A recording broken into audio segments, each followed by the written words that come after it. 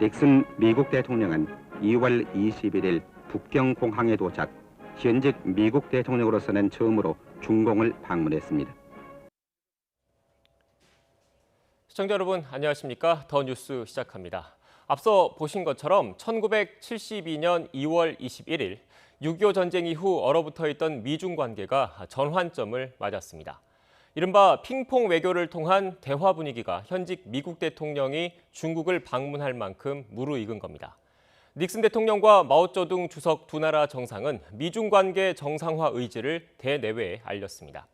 소련을 견제하려는 미국과 소련과 대등한 위치로 올라서려는 중국의 속내가 작용했다는 분석입니다.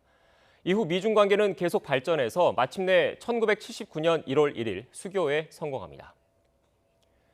그 뒤 40여 년이 지난 지금 미중 관계는 또 다른 갈림길에 섰습니다. 미국이 텍사스주 휴스턴 주재 중국 총영사관 폐쇄를 전격적으로 요구한 겁니다. 수교 이후 미국에 설치된 중국의 첫 영사관입니다.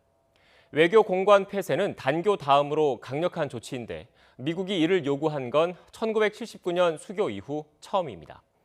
일단 미국 정부는 미국의 지적재산권과 미국인의 개인정보를 보호하기 위한 것이라고 설명했습니다. 구체적인 이유는 밝히지 않았습니다. 중국 역시 미국에 맞서서 보복 조치를 내놓을 것으로 예상되는 상황. G2, 그러니까 두 강대국 간 갈등의 골이 임계점을 향해 가고 있다는 우려가 커지고 있습니다. 그럼 자세한 내용은 취재기자 연결해 알아보겠습니다. 앞서 전해드린 대로 미국의 휴스턴 주재 중국 총영사관 폐쇄에 맞서서 중국도 우한에 있는 미국 총영사관 폐쇄로 맞설 것이란 관측이 나오고 있습니다. 하지만 중국 내에선 우한이 아니라 홍콩에 있는 미국 총영사관의 폐쇄 또는 축소로 보복에 나서야 한다는 강경론도 제기되고 있습니다. 베이징 전화로 연결합니다. 강성웅 특파원. 네, 베이징입니다. 네, 중국도 자국 내 미국 총영사관을 폐쇄할 거다 이런 보도가 나왔는데 실제로 움직임이 감지되고 있습니까? 네, 어제 로이터 통신이 중국이 우한 소재 미국 총영사관 폐쇄를 검토한다 이런 보도를 했는데 실제로 오늘 중국 안의 반응을 보면 우한으로는 미흡하다 이런 반응이 더 많습니다.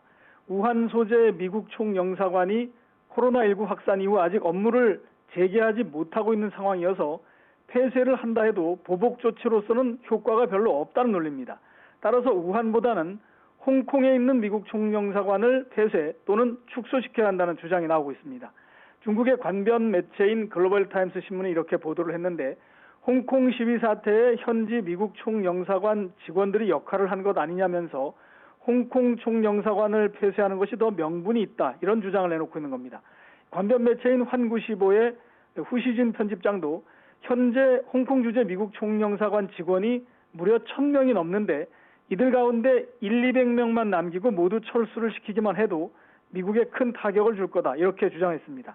하지만 홍콩 소재 미국 총영사관이 폐쇄된다면 중국이나 홍콩 쪽도 경제적 피해가 예상되는 만큼 실제 이런 조치가 단행될지는 좀 어렵다 이런 반론도 나오고 있습니다.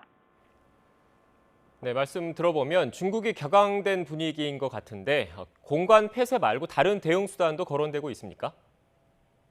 네, 현재 검토를 하고 있는 것 같은데 쉽지 않은 선택입니다. 왜냐하면 미중 관계가 계속 어렵고 중국의 국내 경제도 현재 상황이 만만치 않기 때문입니다. 현재 미중 간의 1단계 무역 합의를 통해서 중국이 미국산 농산물 그리고 공산품, 에너지 이런 것들을 대량 구입하고 있는데 혹시 이 부분을 지렛대로 쓸 수 있지 않을까 하는 검토를 하고 있는 것 같은 글들이 올라오고 있습니다. 글로벌타임스는 휴스턴 주재 중국 총영사관이 미국 내에 8개 남부 쪽에 있는 8개 주를 관할하고 있는데 만약에 실제로 폐쇄가 이번 주에 된다면 미중 무역에서 수십억 달러의 타격이 예상된다 이런 보도를 했습니다. 특히 텍사스주의 경우 한 곳만 보더라도 지난해 대중국 수출이 110억 달러를 넘었고 또 중국 기업이 올 3월 기준으로 볼 때 208개가 투자를 하고 있다는 겁니다. 중국 공산당 기관지 인민일보는 만약 미국이 중국 총영사관을 추가로 폐쇄한다면 미국도 이번에는 적지 않은 경제적 타격을 감수해야 할 것이다. 이런 점을 간접적으로 경고하게 됐습니다. 지금까지 베이징에서 YTN 강성웅입니다.